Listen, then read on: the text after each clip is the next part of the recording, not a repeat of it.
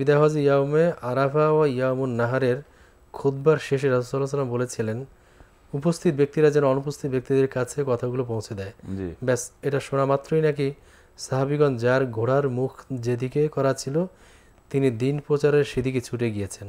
কোনো কোনো সাহাবীর ঘোড়া সমুদ্রের সামনে পড়েছিল, ঘোড়া সমুদ্র সাঁতরে পার হয়েই চলে গেছে। এই তথ্যটা কোরআন হাদিস দ্বারা প্রমাণিত কি? হ্যাঁ, তিনি যেটা প্রশ্ন তুলে ধরছেন, প্রশ্নের শুরুটা ঠিক আছে। রাসূলুল্লাহ সাল্লাল্লাহু আলাইহি ওয়াসাল্লাম তার ভাষণের শেষে বলছেন, ফালিউবাল্লিগি শাহিদুল গায়ব, আমি এখানে তোমাদেরকে যে বিষয়গুলো বললাম জি এগুলো তোমরা যারা অনুপস্থিত তাদেরকে পৌঁছে দিবে। তো এই কথার প্রেক্ষিতে সাহাবায়ে কেরাম অনেকেই ওই জায়গা থেকে অথবা পরবর্তী তার অবস্থান থেকে তারা ইসলামের দাওয়াত নিয়ে বিভিন্ন এলাকায় ছড়িয়ে পড়েছেন। এবং সেই সময়ই কিন্তু ওমর রাদিয়াল্লাহু তাআলা আমলেই আমাদের বাংলাদেশেও ইসলামের দাওয়াত চলে আসছে জি এবং সুদূর চীনেও চলে গেছে। এখন তার যে যার যার প্রত্যেকে তার ঘোড়ায় চড়ে আসে নাই, আর ঘোড়া যেদিকে ফিরানো ছিল ওই দিকে গেছে, এটা হলো কথার ফুলঝুরি। এটা কথা সুন্দর করে যারা বলতে পারে, যারা বিশেষ করে বক্তা যারা, তারা এগুলো ওইভাবে সুন্দর রং ঢং দিয়ে এমনভাবে বলে মনে হয় যেন এইমাত্র ঘটনাটা ঘটছে।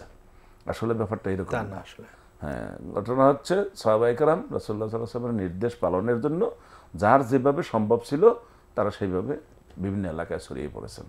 এবং এই জন্য আপনি লক্ষ্য করবেন মদিনায় অনেক সাহাবীর কবর নাই।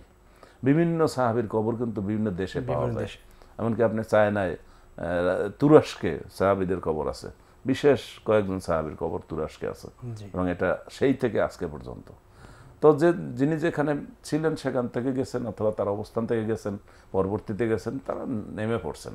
তারা জীবনটার চাইতে গুরুত্ব দিয়েছেন রাসূলুল্লাহ সাল্লাল্লাহু আলাইহি ওয়াসাল্লামের আদেশ পালন, ইসলামের দাওয়াত পৌঁছে দেওয়া আজকেও আমাদের সেই দায়িত্ব। কিন্তু এই দায়িত্ব থেকে আমরা অনেকেই হয়তো দূরে থাকি, অথবা এখন দাওয়াত পৌঁছে দেওয়ার পদ্ধতি পরিবর্তন হয়েছে।